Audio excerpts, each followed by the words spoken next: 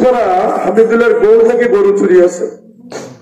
বিশুরপাড়া হামিদুলের গোল থেকে গরু চুরি আছে। গোবিন্দ এলাকার গোবিন্দগঞ্জ এলাকার আব্দুল্লাহ নামে আব্দুর রহমান নামে আল্লাহর মহাব্বতের বান্দাটা দুনিয়া থেকে বিদায় হয়ে গেল। এই মুহূর্তে মসজিদের মাইকের মাধ্যমে এলান করে দেন, ও আল্লাহর মহাব্বতের বান্দাদের দলেরা, যখন আমার মৃত্যুর খবরটা এলাকার মধ্যে ইমামের মাধ্যমে জানিয়ে দেওয়া হবে, বাজারের মধ্যে বসে বসে কত মানুষ কথা বলতে থাকবে, হাই আফসোস আমাদের কাছ থেকে আব্দুর রহমান চিরতরে বিদায় হয়ে গেল। আমরা জীবনে কখনো আর আব্দুর রহমানকে দেখতে পাবো না। আর জীবনে কোনোদিন আব্দুর রহমানের সাথে বাজারে দেখা হবে না, রাস্তায় দেখা হবে না। এবার সবাই ঐক্যবদ্ধ ভাবে আপনার আমার জানাজার নামাজ পড়ার প্রস্তুতি নিবি। সবাই একত্রিত হইয়া প্রাথমিক ভাবে আমার বাড়িতে যাইবি। আমি ঘুমায় থাকবো, আমার চক্ষু বন্ধ। আমার চাচা, আমার ভাতিজা, আমার ভাগিনা, আমার আত্মীয় স্বজন, কত মানুষ আমার চতুর্দিকে তারাবির গোলাপ, সবাই উপস্থিত হয়ে আমার চেহারার দিকে তাকাইয়া এক ফোঁটা চোখের পানি ছেড়ে দিয়া বলবে, আয় আমাদের এই সন্তানের সাথে আর কখনো দেখা হবে না। এবার সবাই মিলে ঐক্যবদ্ধ ভাবে আমাকে গোসল করাইয়া মসজিদের পালকির মধ্যে শোয়াইয়া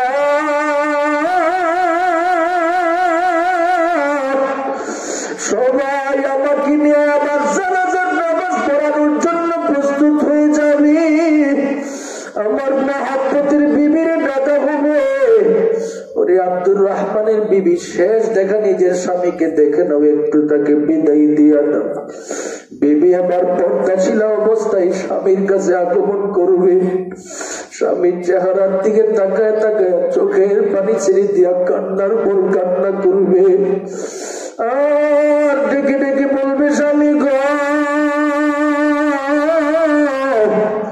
এই দুনিয়ার জমিনে আমি এই সংসারে কিভাবে চলবো? এবার সন্তান আইসা বাবার চেহারার দিকে তাকাইয়া কপালের মধ্যে চুমু খাবে, কপালে স্পর্শ করবে আর বলবে, আপু এই দুনিয়াতে আমি এখন কারে বাবা বাবা বলে ডাক দিব? সন্তান কাঁদবে, বিবি কাঁদবে, আত্মীয় স্বজন কান্না করবি, আমি তাদেরকে ডাকবো, কেউ আমার ডাক শ্রবণ করার সুযোগ নাই। শেষ পর্যন্ত আমার নিয়ে সবাই মিলে ঐক্যবদ্ধ ভাবে জানাতে যাওয়ার প্রস্তুত হয়ে যাবে রে গোলাম।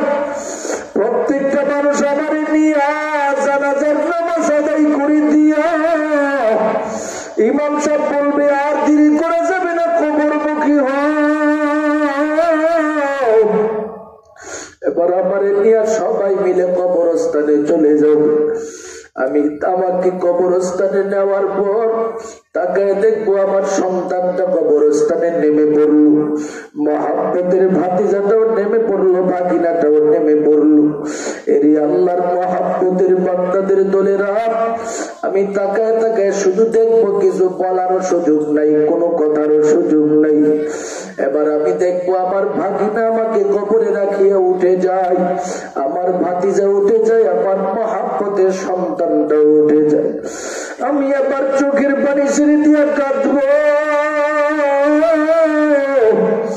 আর বলতে থাকবো, এর সন্তান তোমাদের জন্য এই সুন্দর সংসার আমি আমার পক্ষ থেকে সাজায় দিয়ে আসলাম রে সন্তানের দল। একটু কি আমি বাবার জন্য মায়াও লাগে না? আমি বাবারে কেমনে তোমরা একা একা রেখে দিয়ে যাও? অপরতার অন্তরের মা গো, আপনিও বলবেন আমি মারে তোমরা কিভাবে একা একা রেখে দিয়ে যাও?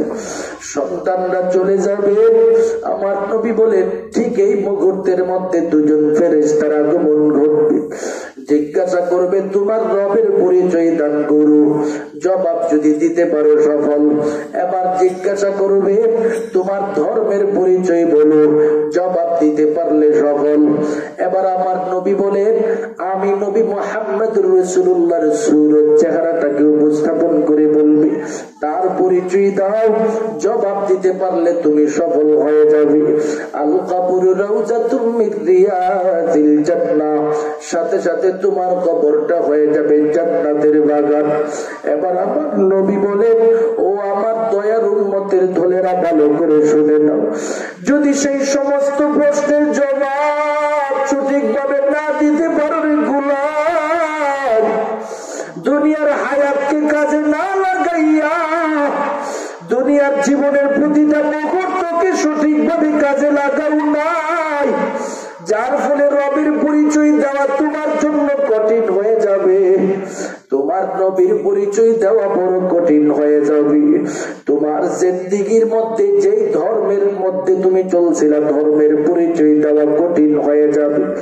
আমার নবী বলেন আও হুফরাতুম মিন হুফারিন নার, সাথে সাথে ওই কবরটাকে জাহান্নামের মাধ্যমে সাজিয়ে দেওয়া হবে।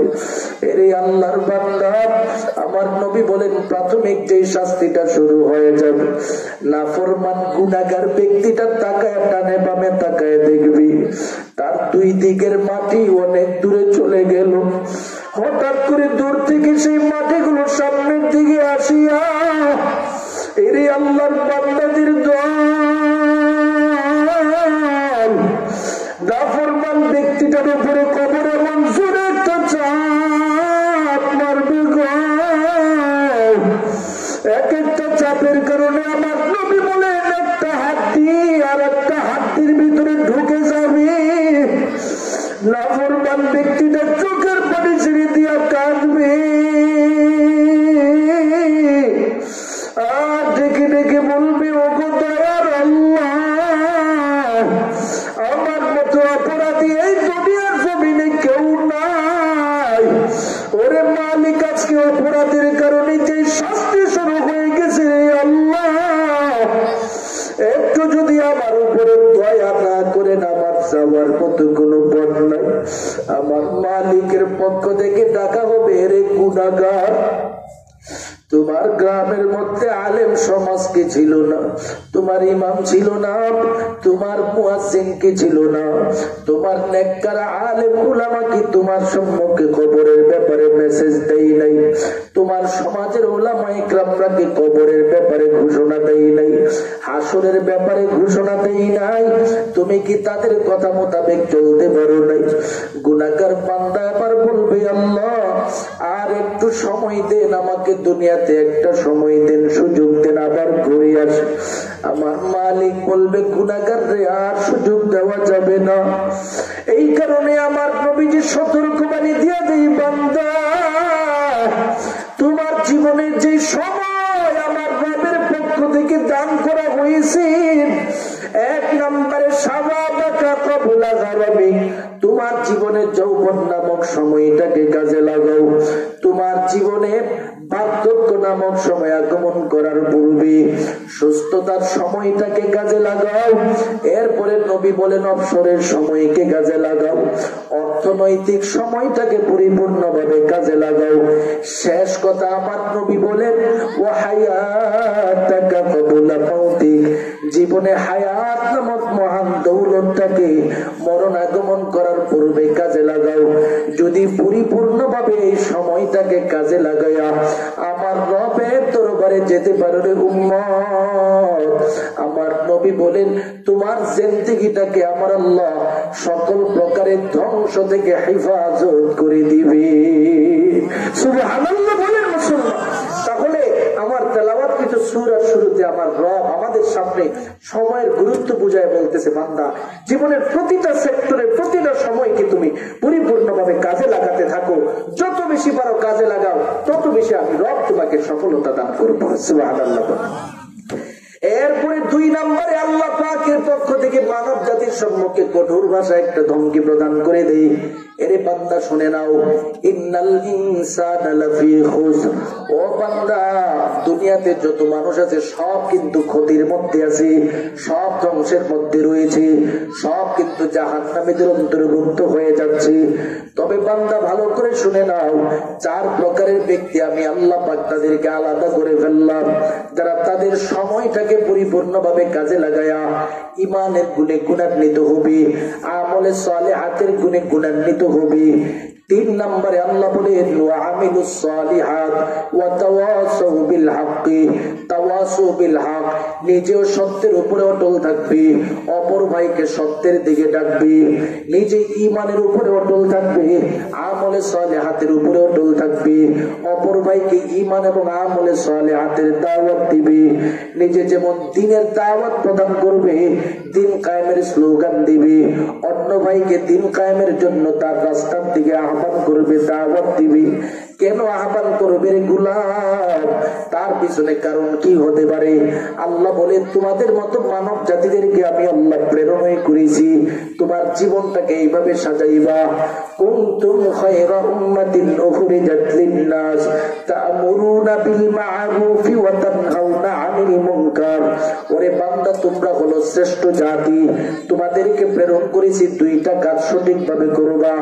1 নাম্বার তা'মুরুনা বিল মা'রুফ, সৎ কাজের আদেশ প্রদান করবা, ওয়া তানহাউনা আনিল মুনকার, অসৎ কাজ থেকে গোটা জাতিকে হেফাজত করবা। তোমার সামনে যদি কোনো মানুষ অপরাধে লিপ্ত হয়ে যায়, মুসলমান হিসেবে তোমার দায়িত্ব হয়ে যাবে ওই ব্যক্তিকে অপরাধ থেকে মুক্ত করা। তোমার সামনে যদি কোনো মানুষ বেনামাজি হয়ে যায়, ওই ব্যক্তিটাকে বেনামাজি থেকে নামাজি বানানোর সিদ্ধান্ত তুমি নিবা। এভাবে হকের আওয়াজ দিবা, সত্যের উপরে নিজে অটল থাকবা, অপর ভাইকে সত্যের দিকে ডাকবা। তোমার এলাকায় যদি কুসংস্কার হয়ে থাকে, গান বাদ্য হয়ে থাকে, অশ্লীলতা হয়ে থাকে, সমাজে দেখবেন অনেক ভাইরা আছে বিভিন্ন গান বাদ্য নিয়ে ব্যস্ত, অশ্লীলতা নিয়ে ব্যস্ত, বিভিন্ন নর্তকীকে গান বাজনার মধ্যে আনিয়া নাচ গান নিয়ে ব্যস্ত থাকি। এই জাতীয় অশ্লীলতার সম্মুখীন যখন তোমার সমাজে হবে, তুমি মুমিন বান্দা হিসেবে তোমার দায়িত্ব হয়ে যায় তাওয়াসু বিল হক, হকের উপরে যেভাবে তুমি আছো অপর ভাইকে তার দিকে ডাকা, মানে তুমি তাকে বাধা দিয়া অসৎ কাজ থেকে রক্ষা করবা।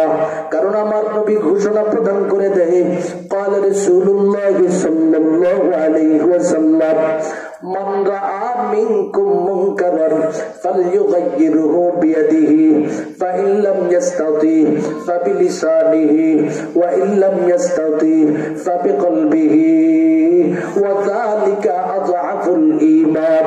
আমার নবী ঘোষণা প্রদান করে দেয়, এর মহাব্বতের উম্মতের দলেরা, তুমি যখন নামাজি হবি, নেককার হবি, ঈমানওয়ালা হবি, তোমার সামনে যদি অপরাধ সংগঠিত হয়ে যায়, অশ্লীলতা সংগঠিত হয়ে যায়, নিকৃষ্ট কাজ সংগঠিত হয়ে যায়, সমাজে যেই কাজগুলি মানুষ সবাই ঐক্যবদ্ধভাবে অপরাধ হিসাবে গণ্য করে থাকে, এই জাতীয় কাজ যদি গুটি কয়েক মানুষ তোমার সামনে করে, তোমার জন্য প্রাথমিক জরুরি বিষয় হলো নিজের হাতের মাধ্যমে বাধা দিয়া অপরাধটা সমাজ থেকে মূলোৎপাটন ঘটাবে। যদি তুমি হাতের মাধ্যমে ক্ষমতা না থাকে, তাহলে তোমার জন্য জরুরি হলো লিসানিহি, জবানের মাধ্যমে তুমি বাধা দাও। যদি সেটাও না পারো, তোমার জন্য 3 নম্বরের পর্ব আমার নবী বর্ণনা করে দেয়, কলবিহি, অন্তরের মাধ্যমে তুমি সর্বহালাতে ঘৃণা করতে থাকো, নিজের জীবনটাকে এইভাবে সাজাতে থাকো, মানুষের কাছে দাওয়াতের কাজ করো, সকল প্রকারের অপরাধ থেকে জাতিকে রক্ষা করো। এভাবে যদি অপরাধ থেকে জাতিকে রক্ষা করার সর্বোচ্চ চেষ্টা তুমি মুমিন হিসাবে করতে পারো, আমার আল্লাহ ঘোষণা দিয়া দেয়, এই জাতির জন্য দুনিয়াতে আমি আল্লাহ পুরস্কার রেখেছি। দুনিয়ার পুরস্কার হলো তাদের উপরে কোনো গজব আসবে না, কোনো আযাব আগমন করবে না। আখিরাতের পুরস্কার হলো সকল প্রকারের ধ্বংস থেকে বান্দাকে রক্ষা করিয়া আমি মালিকের জান্নাতি মুমিনের কাফেলার ভিতরে তাকে ঢুকাইয়া নিব। আল্লাহু আকবার বলেন মুসলমান। তাহলে আমাদের জন্য জরুরি হলো সমাজের মধ্যে যখন কোনো নিকৃষ্ট কাজ হয়, অপরাধ সংগঠিত হয়, প্রত্যেকটা মুমিন বান্দাদের উচিত বাধা দেওয়ার কথা কোন ঠিক কিনা? ইমাম এই ঠিক বলে না, সবাই ঠিক বলে না, সবাই বলেন ঠিক কিনা? বাধা দেওয়ার প্রয়োজন আছে না নাই? এলাকায় যখন অশ্লীলতার সম্মুখীন হয়, নর্তকী ভাড়াটিয়া নর্তকিয়া নিয়ে নাচ গান হয়, ইমাম সাহেব যখন সিদ্ধান্ত নিবে ইমামের সাথে সাপোর্ট দেওয়ার জন্য ইমানদার বান্দারা সবসময় প্রস্তুত। কথা কোন ঠিক কিনা? ইমাম সাহেবের সাথে আপনারা সাপোর্ট দিবেন না ইনশাআল্লাহ? তাহলে এভাবে সামাজিক যত অপসংস্কৃতি আছে সবকিছু দূর হবে। ভাই, যদি এইগুলো আপনি দূর না করার চেষ্টা করেন, চেষ্টা যদি আপনি না করেন, তাহলে আমার রব কিন্তু এই এলাকার উপরে রাগান্বিত হয়ে যায়, গোটা সমাজের উপরে রাগান্বিত হয়ে যায়। যার কারণে পৃথিবীতে যত আযাব গজব আসে, সামাজিক ভাবে হোক, রাষ্ট্রীয় ভাবে হোক, সবকিছু মানুষ যখন আমরে বিল মারুফ নাহি আনিল মুনকার থেকে দূরে সরে যায়, তখন আযাব সব জাতির উপরে চলে আসে। কথা কোন ঠিক কিনা? তার একটা উদাহরণ দিলে বুঝতে পারবেন। এক যুগ, সেটা ছিল বনি ইসরাইলের যুগে। আমার রবের পক্ষ থেকে জিবরাইল আমিনকে পাঠানো হলো, ও জিবরাইল, বনি ইসরাইলের একটা গোত্র আছে যারা এত অপরাধ করতেছে, জিনা, ব্যভিচার, মারামারি, সম্পত্তি লুণ্ঠন করতেছে, মানুষদের এমন কোন অপরাধ নাই যে অপরাধগুলি তারা সমাজে করছে না।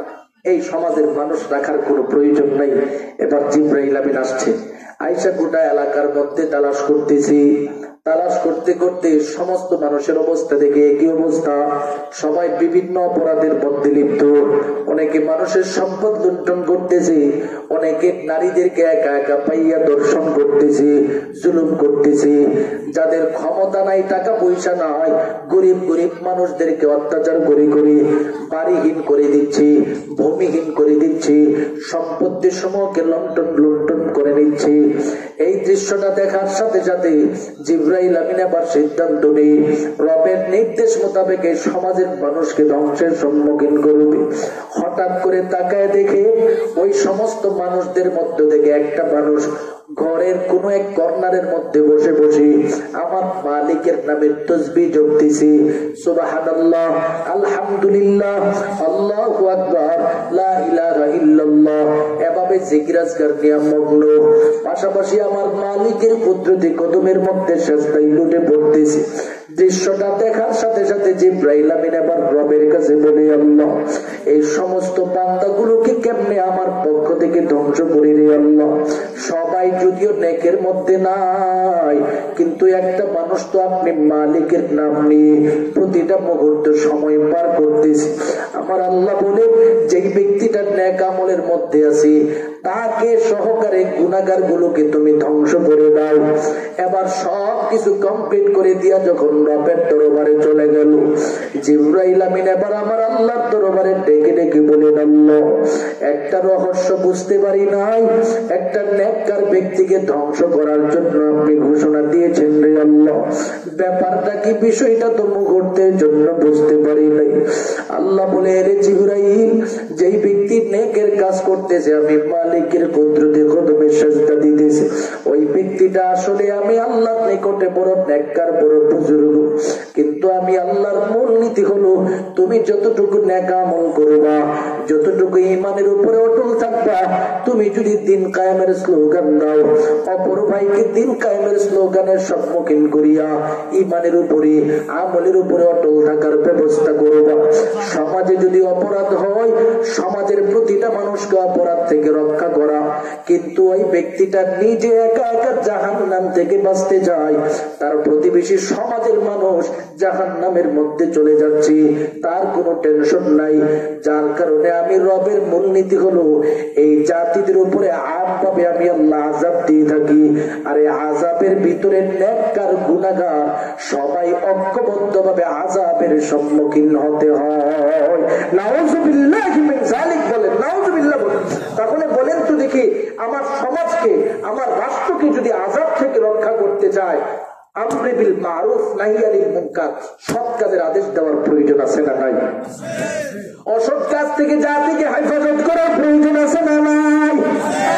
এই কারণে আমার রবের পক্ষ থেকে ঘোষণা প্রদান করে দেই, বান্দা, আমি আল্লাহ তোমাদের সম্মুখে সূরাতুল আসরে ঘোষণা দিয়ে দিলাম, ও বান্দা, তুমি যদি নিজেকে ধ্বংস থেকে রক্ষা করতে চাও, তোমার জন্য 3 নম্বরের বিধান আমি আল্লাহ বলে দিলাম, ওয়াতাওয়াসাউ বিল হক।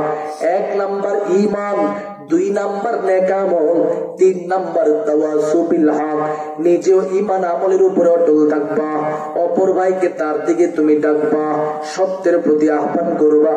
4 নম্বরের শেষ ঘোষণা আমার রবের পক্ষ থেকে দেওয়া হয়ে বান্দা, তুমি যখন সত্যের স্লোগান দিবা, কোরআনের কথা বলবা, দ্বীনের কথা বলবা, ইসলামের কথা বলবা, সুদখোরের বিরুদ্ধে কথা বলবা, ঘুষখোরের বিরুদ্ধে কথা বলবা, বেনামাজির বিরুদ্ধে কথা বলবা, মাদকের বিরুদ্ধে কথা বলবা, তখন মাদক সেবনকারীরা তোমার বিরোধী হয়ে যাবে, সুদখোরেরা তোমার বিরোধী হয়ে যাবে, ঘুষখোরেরা তোমার বিরোধী হয়ে যাবে, বেনামাজিরা তোমার বিরোধী হয়ে যাবে।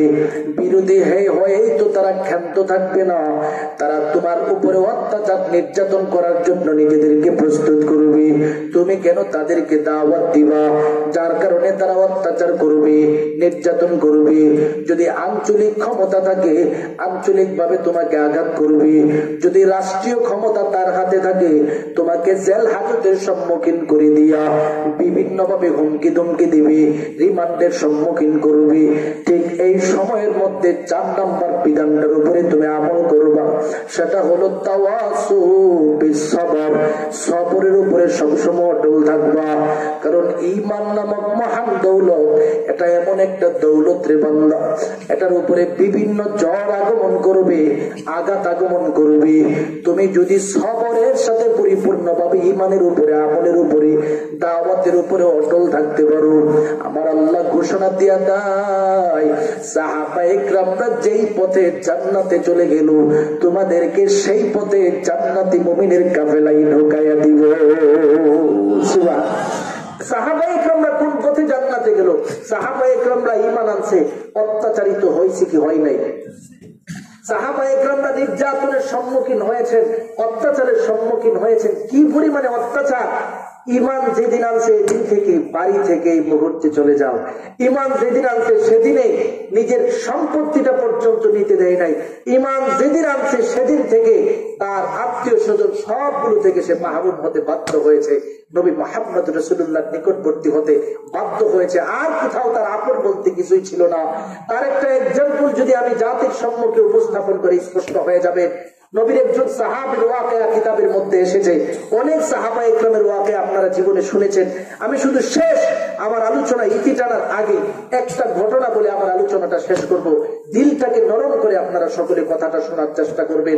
অন্ততপক্ষে সাহাবা ইকরামের ভালোবাসা দিলে নিয়ে একটা ফোঁটা চোখের পানি ছেড়ে দিয়ে যদি আমার রবের কাছে কাঁদতে পারেন, আশা করা যায় এই এক ফোঁটা চোখের ওসিলা দিয়া, পানির ওসিলা দিয়া আমার রব জান্নাতি মুমিনের কাফেলায় আপনাকে এই মুহূর্তে ঢুকাইয়া দিবে। সুবহানাল্লাহ। এই জন্য সবাই দিলটাকে নরম করবে। নবীর মহাব্বতের সাহাবী যার নাম ছিলেন হযরত আব্দুল্লাহ রাদিয়াল্লাহু তাআলা আনহু, তিনি একদিন আমার নবী মুহাম্মদ রাসূলুল্লাহ সাল্লাল্লাহু আলাইহি ওয়াসাল্লামের ব্যাপারে তার চাচার কাছে গেছে। কারণ মহব্বতের বাপও নাই, মাও নাই। একটা লোকের যদি বাপ মা না থাকে আর চাচার কাছে লালিত পালিত হয়, সব দিকে বিভিন্ন প্রকারের সমস্যার সম্মুখীন হতে হয়। এবার ভাতিজা বলল, চাচা আপনার কাছে তো এই জীবনে অনেক কিছুর ব্যাপারে জিজ্ঞাসা করছি, উত্তর পাইছি, আপনি একটা উত্তর দিবেন।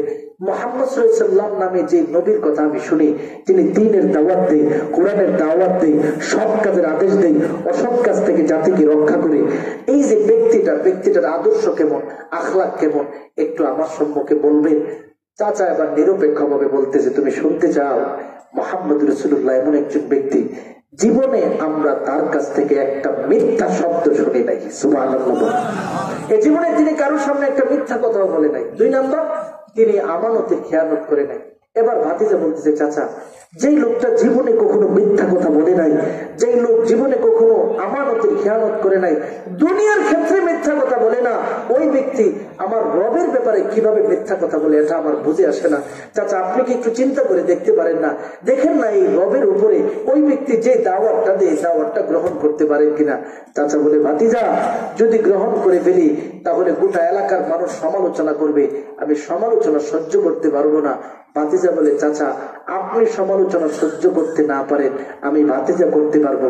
আমি তাওহীদে কালিমাতুল্লাহ উচ্চারণ করে নবীর উপরে আস্থা সম্পূর্ণ হয়ে, তাওহীদে কালিমাতুল্লাহর উপরে আস্থা সম্পূর্ণ হয়ে আমার রবের সান্নিধ্য গ্রহণ করে নবীর উপরে আমি ঈমান এনে ফেললাম। সুবহানাল্লাহ বলেন।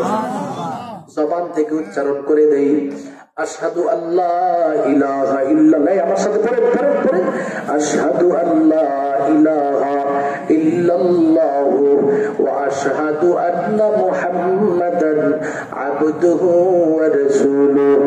আমার নবী রহমতে আলম নবীর সম্মুখে যখন, নবীর ব্যাপারে যখন তাদের সম্মুখে দাওয়াতটা দিয়ে এবার তিনি তার জবান থেকে তাওহীদের বাক্য উচ্চারণ করে ফেললেন। এর আল্লাহর মহব্বতের বান্দারা যখন ঈমানের আওয়াজটা তার সম্মুখে উপস্থাপন করে ফেলল, যে চাচাটা কিছুক্ষণ আগে বড় ভালোবাসত, ওই চাচাটার সাথে সাথে তার শত্রুতে রূপান্তরিত হয়ে গেল। আব্দুল উজ্জার দিকে তাকায় তাকায় ডেকে ডেকে বলেন, রে আব্দুল উজ্জা, জবাব দাও, তুমি কি আসলে মুহাম্মদের ধর্ম গ্রহণ করে ফেলছো কিনা? ভাতিজা বলে, চাচা গো, আমি গ্রহণ করে ফেলেছি, কোনো টেনশন নাই, কোনো চিন্তা নাই। চাচা বলে, তাহলে তুমি আমার বাড়িতে একটা মুহূর্তের জন্য থাকতে পারবে না? ভাতিজা এবার বলে, চাচা, বাড়ি ছাড়বো, ঘর ছাড়বো, সম্পত্তি ছাড়বো, তারপরে আমার নবীর উপরে যে ঈমান আনছি সেই ঈমানটা আমি ছাড়তে পারবো না। এই আল্লাহর মহব্বতের গোলামের দলেরা এবার ভাতিজা চাচার কথা শুনিয়া চাচার কাছ থেকে এবার বাড়ি ছাড়িয়া বিদায় হওয়ার প্রস্তুতি নেই। পিছন দিক থেকে চাচা ভাতিজার দিকে তাকায় তাকায় বলতে শুরু করে দেয়, আরে ভাতিজা আব্দুল উজ্জা, তোমার শরীরের মধ্যে যে জামা আছে সেই জামাটা কিন্তু আমি চাচার টাকার কেনা। এই জামা পরিধান করে মুহাম্মদের ধর্ম গ্রহণ করিয়া তুমি আমার বাড়ি থেকে চলে যাবি, সেটা কখনো হতে পারে না রে ভাতিজা। এরে ভাতিজা, আমার জামা তুমি আমার কাছে ফিরাইয়া দাও। ভাতিজা এবার জামা সমূহ খুলতে প্রস্তুত হয়ে গেল।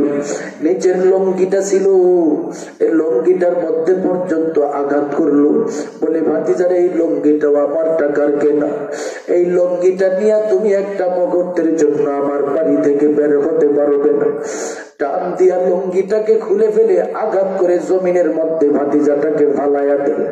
এবার ভাতিজার শরীরের উপরে চাবুকের মাধ্যমে আঘাত করতে থাকে আর বলতে থাকে, আব্দুল উজ্জা রে, বল মুহাম্মদের ধর্ম তুমি ত্যাগ করো বা কিনা?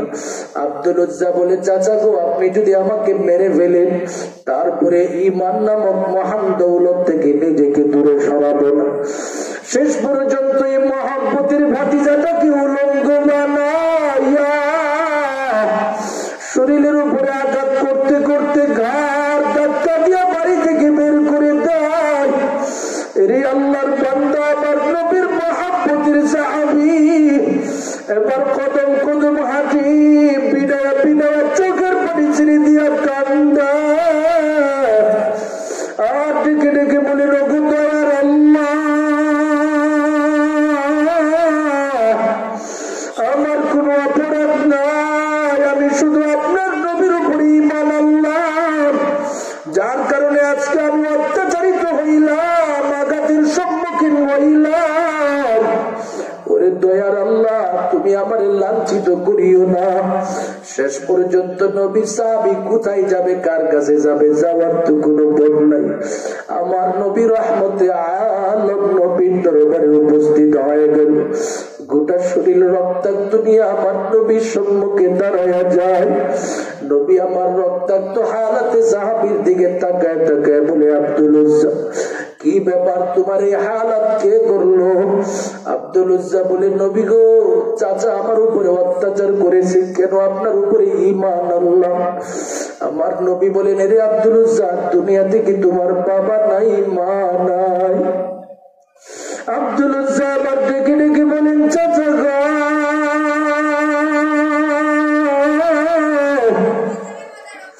ও আমার নবী মুহাম্মদুর রাসূলুল্লাহ, এই দুনিয়ার জমিনের মধ্যে আমার মুহাম্মদের বাবা কেমন, মা কেমন কখনো দেখতে পাই নাই। আজকে বাবা না থাকার কারণে, মা না থাকার কারণে আমার চাচা আমার উপরে অত্যাচার করলো, নির্যাতন করলো, আমার কোনো অপরাধ নাই, আমার কোনো অন্যায় নাই। নবী আমার ডেকে ডেকে বলেন, রে আব্দুল উজ্জা, তোমার জীবন মা নাই, তোমার জীবন বাবা নাই, আমি নবীর বাবা নাই, মা নাই, আমি নবীও ছোট সময় এতিম হয়েছিলাম আব্দুল উজ্জা, তবে আমি নবীর পক্ষ থেকে সুসংবাদ শুনে নাও, যেইভাবে আজকে অত্যাচারিত হওয়ার পরে ঈমান নামক মহান দৌলত থেকে নিজেকে দূরে সরাতেও নাই, আমি নবীর পক্ষ থেকে ঘোষণা প্রদান করে দিলাম, এইভাবে যদি সর্বহালাতে ঈমানের উপরে অটল থাকিয়া ঈমানের স্লোগান দিয়া নিজের জীবনটাকে সাজাতে পারো, আমার রবের পক্ষ থেকে তোমার জন্য চিরস্থায়ী ভাবে জান্নাতের শান্তির ঠিকানা নির্ধারণ করেছেন। সুবহানাল্লাহ বলেন মুসলমান। এ কারণে আমার রবের পক্ষ থেকে ঘোষণা প্রদান করে দেই, বান্দা দুনিয়াতে যত মানুষ আছে সব মানুষ ক্ষতির মধ্যে আছে। ইন্নাল ইনসানা লাফি খুসর, তবে চার প্রকারের ব্যক্তি যারা, এক নাম্বার ইল্লাল্লাযীনা আমানু, যারা মুমিন বান্দার গুণে গুণান্বিত হয়ে যাবে, ওয়া আমিলুস সালিহাত, ঈমানটাকে নেকের মাধ্যমে সাজাবে। তিন নাম্বার ওয়া তাওয়াসাউ বিল হাক্কি, নিজেও ঈমান আমলের উপরে অটল থাকবে, অপর ভাইকে সেই সঠিক পথটা দেখায় দিবে, তাকে দাওয়াত প্রদান করবে। চার নম্বরে বিভিন্ন প্রকার অত্যাচারের সম্মুখীন হবে, নির্যাতনের সম্মুখীন হবে। তারপরে তাওয়াসু বিসবর, সাহাবী আব্দুল উজ্জার মতো নিজেকে অটল রাখবে। চাচার নির্যাতন আসবে, ক্ষমতাসীনদের নির্যাতন আসবে, তাগুতের নির্যাতন আসবে, কুফফারদের অত্যাচার আসবে। সমস্ত অত্যাচারকে সামনে রাখিয়া যখন ব্যক্তিটা সবরের সাথে ঈমানের উপরে অটল থাকতে পারবে, আমার রবের পক্ষ থেকে ঘোষণা প্রদান করে দে, ওই বান্দাকে সকল প্রকারের ধ্বংস থেকে হেফাজত করিয়া আমি আল্লাহ জান্নাতি মুমিনের কাফেলার ভিতরে গ্রহণ করে নিব। মুহাব্বতের সাথে জবানটা খুলে বলুন সুবহানাল্লাহ। তাই ভাই, শেষ আলোচনা এটাই আপনাদের সম্মুখে সূরাতুল আসর তেলাওয়াত করেছিলাম। এই সূরাকে সামনে রেখে কথা বললাম। আমার রব আমাদের সামনে প্রাথমিক মেসেজ দেই, আসরের কসম খাই তোমার জীবনের সময়টাকে যেন তুমি গুরুত্ব দাও। এজন্য জীবনের প্রতিটা মুহূর্তকে মুমিন হিসাবে আমার রবের বিধানকে মানার লক্ষ্যে অন্তত পক্ষে গুরুত্ব দেওয়ার চেষ্টা করব। দুই নম্বরে আল্লাহ পাক যে মেসেজ দিতে চায়, সব মানুষ সময়ের ব্যাপারে ক্ষতির মধ্যে আছে, ধ্বংসের মধ্যে আছে।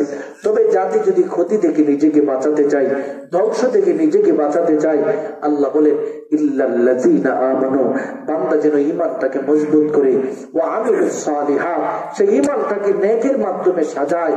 তিন নাম্বার ওয়া তাওয়াসাউ বিল হক, যতটুকু ঈমান আমলের উপরে যিনি অটল থাকবে অতটুকু অন্য ভাইয়ের কাছে প্রচার করবে। চার নাম্বার ওয়া তাওয়াসাউ বিস সাবর, প্রচার করতে যায় অথবা ঈমানের উপরে অটল থাকতে যায় নির্যাতনের সম্মুখীন হবে, অত্যাচারের সম্মুখীন হবে, বান্দা যেন নিজেকে সবর থেকে দূরে না সরায়, ধৈর্যের উপরে বান্দা যেন অটল থাকে। চারটা গুণ যার মধ্যে থাকবে, আমার রব বলেন তাকে পবিত্র বানায়া মহাব্বতের পাত্র হিসাবে গ্রহণ করে নিয়া আমি আল্লাহ পাক জান্নাতি মুমিনের কাফেলার ভিতরে ঢুকিয়ে দিব। সুবহানাল্লাহ। আল্লাহ আমাদের সকলকে সূরাতুল আসরকে সামনে রেখে যেই কথাগুলি বললাম আমল করার তৌফিক দান করুন। সকলে বলুন আমিন।